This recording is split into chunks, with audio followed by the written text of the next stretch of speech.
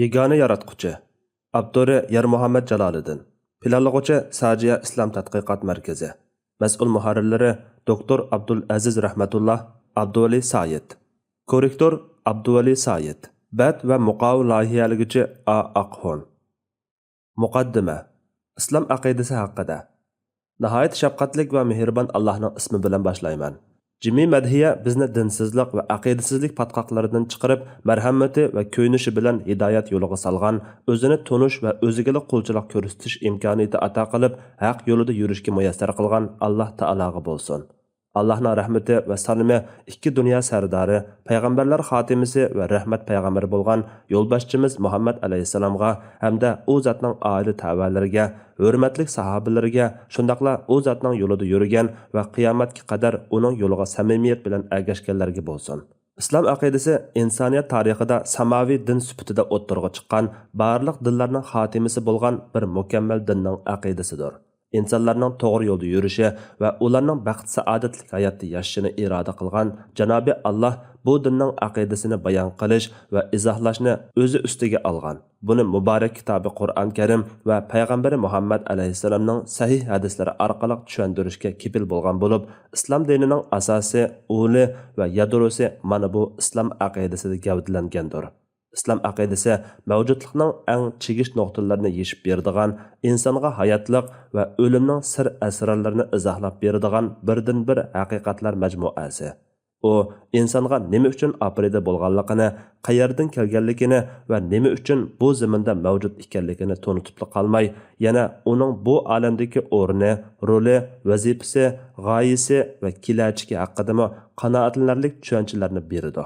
Şuna o qandaqdır samaviy dinlar ichida islom dini nomi bilan birdilla o'ttirg'a chiqib qolgan yoki Muhammad alayhisalom yangidan paydo qilgan aqida emas, balki u Alloh taolo tarafidan elchi va yetakchi qilib avatilgan, hamma payg'ambarlar chaqiriq qilgan, o'zgartish va burmilashlar aralashib qolishdan avvalgi samaviy kitoblarning hammasi birdak ta'kidlab kelgan eng sof va eng meg'izliq aqidadir. O shundaq aqidadirki, davrlarning almishishi, zamonlarning o'tishi va asrlarning yangilanib turishidan qat'iy nazar qilchi o'zgarib qolmaydi. Shundaqla birovlarning taraqqiy qildirishi yoki o'zgartishiga ehtiyoji bo'lmaydi. Balki bu aqida bu xil ishlarga yo'l qoldirmagan va yo'l qoldirmaydigan mangulik haqiqatlar jamgohidir. Islom aqidasi inson bilan Alloh orasini eng to'g'ri shaklda tutashtiruvchi. İnsonga uning insonlik majburiyatini va vazifasini tunutquchi, uning dunyolik hayotdagi rolini, qimmatini va mas'uliyatini bildirguchi, hamda uning kelajakdagi oqibati haqida aniq g'oya va nishonga ega qilguchi aqidadir. U o'zining yuqorqidek alohidliklari bilan yagona haqiqatlar majmuasi bo'lishidek xoslikni saqlab kelgan va bu xoslik asosida davom qilib kelmoqda. U o'zidan ilgari kelgan samaviy dinlarning o'zgartirishdan burunqi ilohiy chaqiriqini zaminda qayta bosh ko'targizgan. Dunyo bino bo'lgandan buyon insonlarga ta'lim berguchi va ogohlantiruvchi bo'lib kelgan ilohiy yetakchilikning haqiqatini namoyon qilgan aqidadir. U bu xil xarakter asosida samaviy dinlardagi o'zgartirilgan aqidalar, samaviy bo'lmagan dinlardagi e'tiqodiy oshqonlik va bu oshqon e'tiqodga yondashib maydoniga kelgan ibodat jihatdagi xurofotlarga qarshi jang e'lon qilib keldi. Ulardagi xato ideyalar, xurofiy an'analar, ozg'un e'tiqodlarning hammasiga dalil isbotlar asosida qarshi turib, ozg'un va xato deb qaralgan barliq taraflarga tuzitish berdi. Bunun o'rniga saf va pokiz bo'lgan aqlg'imi, reallikqimi va tarixiy haqiqatlarga uyg'un bo'lgan o'zgacha mukammal bir aqida sistemasini, to'g'ri aqida ta'limotini taqdim qildi.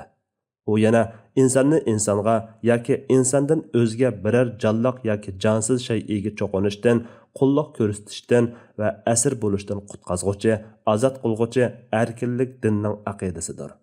Darvaqa bu aqida insonga mavjudotdagi barliq shaylarni o'ziga o'xshash maxluq sifatida qarashni, ularga cho'qinish yoki ko'zga ilmaslik nazari bilan emas, ibrat va aql farosat nazari bilan qarashdan ta'lim beradi. Shuningdek, bu aqida insoniy tabiatga, sog'lom aqlga uyg'un keladigan mukammal aqidadir. U o'zining xitob obyektini ma'lum to'pqa, ma'lum millatga, ma'lum xalqqa yoki ma'lum jinsga qaratgan bo'lmasdan, balki butun insoniyatga o'rtaq qaratgandir. Muhammad alayhissalomdan iborat o'sha bu aqidani dunyoga jakarlagan zotning faqat musulmonlarga emas, balki butun olamga rahmat qilib avatilganlik bilan taraflanishimi bu aqidaning har bir insonning aqidasi bo'lishga munosib kuchli ekanligining ifodasidir albatta. İslam aqidasi yana asrlar mobaynida aqidaning sofligi va suzukligiga dog' tushirguchi shirik aqidachilikka, bandachilikda avj olgan aqida va ibodat xurafotligi qatorliqlarga kaskin inkas bildirgan. U insonga mavjudlikqa ikkinchi bir kuchga, ikkinchi bir barliq va qudratga muhtoj bo'ladigan jimi narsalarga cho'qinishdan voz kechishga, yagona qudrat, yagona ilohlik va yagona saltanat egasi bo'lgan bo'y egishga, qulchilik ko'rsatishga va ibodat qilishga eng haqliq bo'lgan Alloh taologa aqida qilishga chaqirdi. Shundaqla sheriki, yordamchisi, bolasi bo'lish yoki ayoldan hamroh tutishdek ilohlikning va xudolikning sha'niga zid keladigan barliq sifatlardan pok va muqaddas bo'lgan yagona zotga bandachilik qilishni tashabbus qiladi.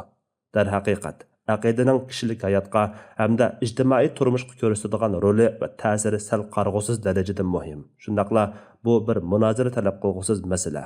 Navbatda mazkur aqidani 1000 yil davomida o'zining hayot yo'li va nijot yulduzi qilib kelgan musulmonlar, bo'libmi Uyg'ur musulmonlar uchun islom dinidan iborat bu haq dinning aqidaviy yo'nalishning boshqa hech qanday din yoki ideologiya sistemasida topqili bo'lmaydigan buyuk va nodir qimmatlarga boy mukammal bir aqida sistemasi ekanligini tafsiliy tonish zaruriyati va yuksak bilim safa asosida aqida engini o'stirish talabi ta'xirsiz masalaga aylandi. Bu munosabat bilan navbatdagi muqaddimamiz orqali din, aqida, e'tiqod qatorliq nozik temalarni o'z ichiga olgan asosiy tushunchalar, diniy hukmlar, tuzitish va oydinlashtirish kerak bo'lgan zarur masalalar haqidagi bir qator izdanish va tadqiqotlarni davr aqliyati va ehtiyojiga munosib shaklda bayon qilish bilan kitobimizga kirib ketmoqchimiz.